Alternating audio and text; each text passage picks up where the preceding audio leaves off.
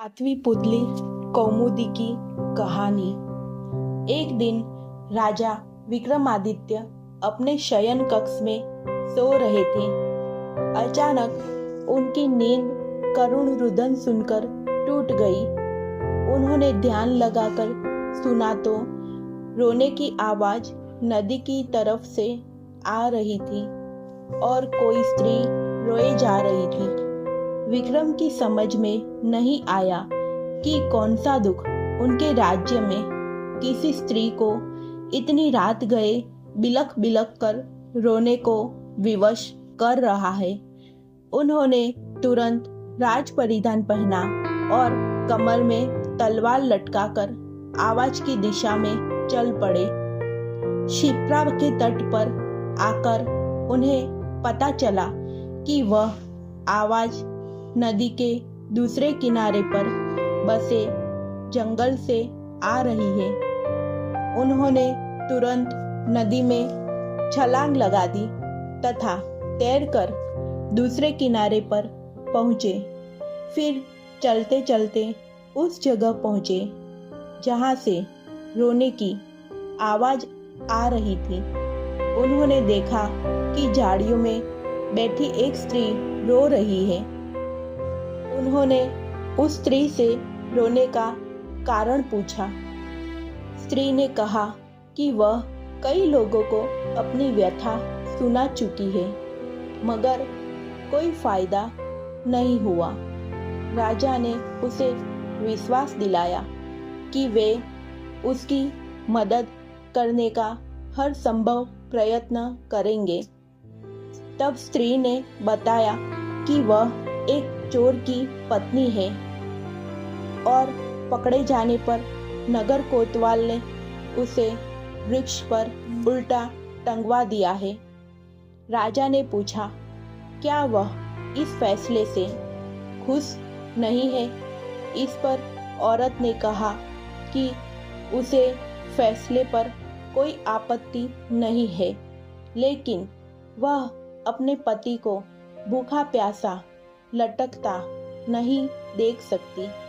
चूंकि न्याय में इस बात की चर्चा नहीं कि वह भूखा प्यासा रहे, इसलिए वह उसे भोजन तथा पानी देना चाहती है। विक्रम ने पूछा कि अब तक उसने ऐसा किया क्यों नहीं?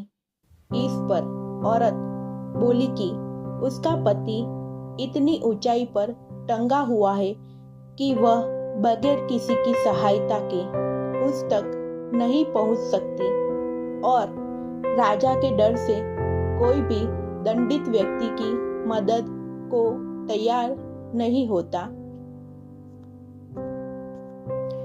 तब विक्रम ने कहा कि वह उनके साथ चल सकती है। दरअसल वह औरत पिशाचिनी थी और वह लटकने वाला व्यक्ति उसका पति नहीं था।